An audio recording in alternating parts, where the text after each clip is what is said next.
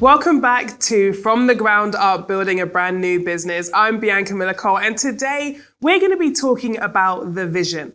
Now, as I said before, when you're thinking about building a brand new brand, we're looking at the 4 key stages that we talked about in our book, Self-Made, the definitive guide to business startup success, which is the vision, the action, the reaction, and the evolution. So we think about the vision, it's really about thinking about that light bulb moment. And people always say that light bulb moment. You're thinking, what do they mean? Well, it's that moment where you think, okay, what is this product that I want to create? Who am I creating it for? Why am I doing this? What problem do I hope to solve? How can I help my target market? It's all of those questions that are so important. So as you know, for myself, I'm building a skincare brand, and I had to start thinking about the reason I wanted to start out in skincare. What was the problem that I wanted to solve? So if I kind of backtrack a little bit, I know I've explained a little bit before about my skincare journey, but fundamentally, from the age of about 14 or 15, I struggled with my skin. Like most, I would say the majority of people I've spoken to at some point in their kind of adolescence would have struggled with their skin at some point. Anyway, I started struggling with my skin, went to my GP doctor. They offered me kind of steroid creams and all these chemical things, and it didn't really make that much of a difference. And they kind of said, don't worry, as you get older, it will get better. You'll outgrow it, fine, whatever. Then I went to a salon, spoke to an expert, and they said, okay, you could try laser, you could try this, you could try that. But don't worry, as you get older, your hormones will change, it will change. And it didn't change, okay? I still had issues, and I have continued to be quite a big consumer of skincare products. I've bought a range of different types of skincare from lots of different types of brands, and some have had, good effects, some not so much, right? And so I decided I wanted to create a brand to cater to women like myself. Now, one of the biggest frustrations, and I say this because I think it's important when you're thinking about your vision that you think about the problem you're trying to solve, okay? So one of my biggest frustrations is, one, the amount of money I probably spend on skincare that doesn't always work. 2, the amount of time I have to spend researching skincare or asking and relying on friends, family, and all those other people, or bloggers and so on to find skincare that works. That can be quite time consuming. But also the number of steps that a lot of skincare brands suggest that you need to do in order to get optimum results. Now, I am very busy. I run multiple businesses. We're writing books. I'm mentoring, coaching, doing a bit of speaking here, a bit of TV there, right? I'm busy. I do not have time, nor do I have the inclination to want to do a 10 to 15 step process. Okay. I'll leave that to all the other people on Instagram. Okay. I don't have time to do that, but I want the outcome. Okay. So I started thinking, what problem do I want to solve? I want to help my customers to feel more confident in their own skin, to embrace their own skin, but also to achieve those results without that convoluted process. I want it to be simple but effective. And so that was my key defining factors in how I approached building this brand. And I think it's important as you go on that journey to building your brand idea, to creating the vision, that you think not only about the problem that you solve, but also the execution. How do you intend to solve that problem for your customer? Now, there's many different ways to go at this. There's so many different scenarios that I could paint for you when you think about how you want to make it work for your customer. But fundamentally, it's always about understanding who the customer is and the problem that you solve and how you wish to solve it. There's lots of different ways that you could solve it. So I started thinking about how I could create a brand that provided a couple of key steps, like 3 to 4 key steps, initially at least, that would allow them to have that outcome. I say initially at least because what I'm saying is essentially you want maybe like a wash, a serum, a cream, but then you might also want a mask, which you might not use every day, but that would become a 4th step, I guess. Or you might have an exfoliant solution that you might not use all the time, but that could then be considered a 5th step. But I don't want it to be that you need to do 5 to 10 steps every day. I'm also conscious that a lot of the time we actively buy all these products and then we're trying to use them interchangeably, and one, has one ingredient, the other has a different ingredient, and they start not working well together. So it's so important that the products work well together. So those are some of the key things that I was thinking about as I was starting to really understand the vision for the brand.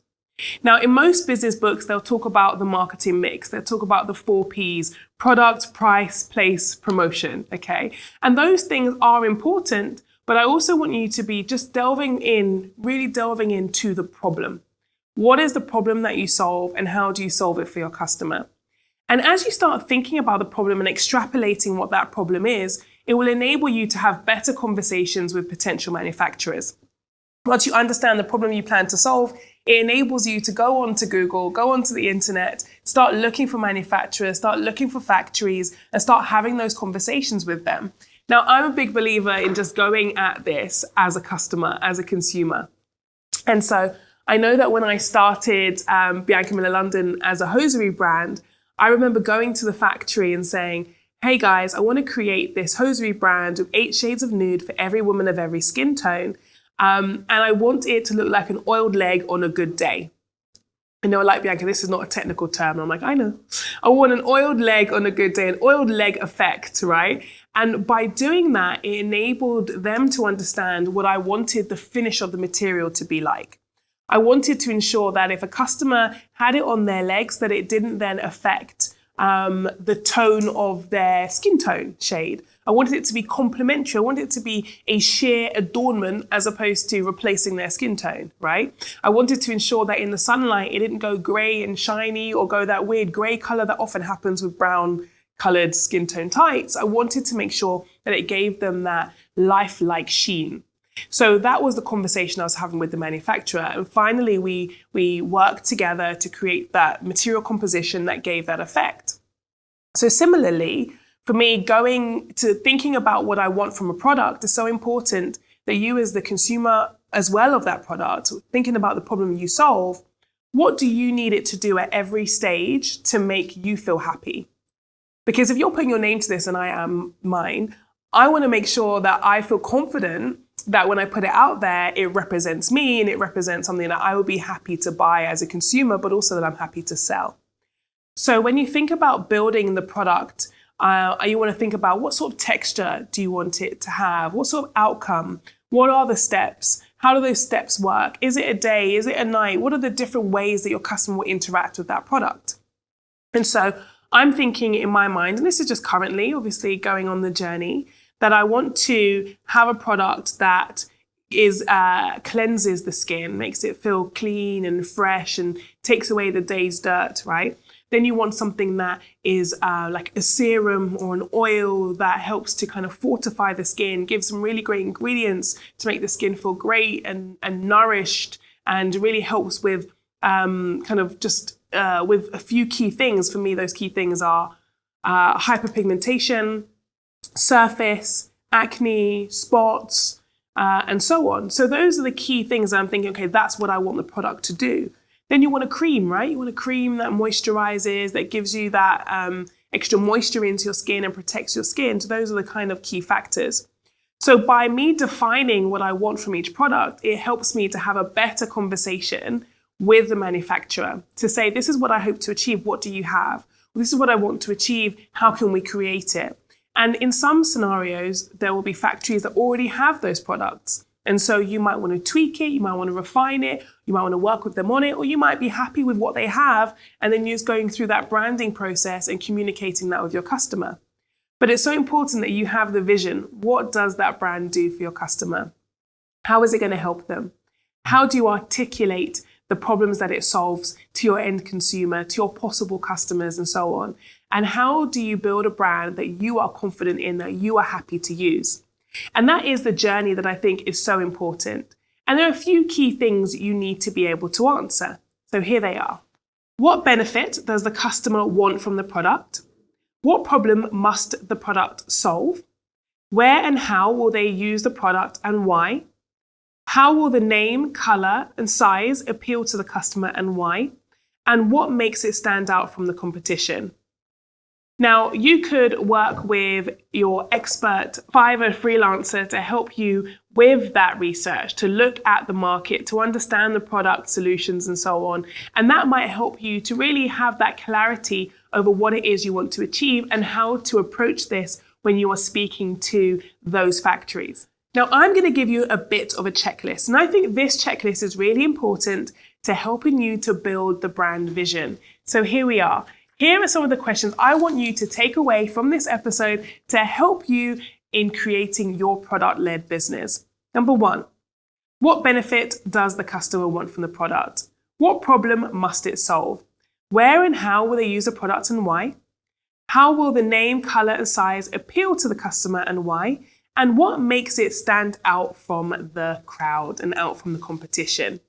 In order to work that out, you have to think about who your competitors are. So as you go on a journey to thinking about the vision you have for your brand, well, who are your potential competitors?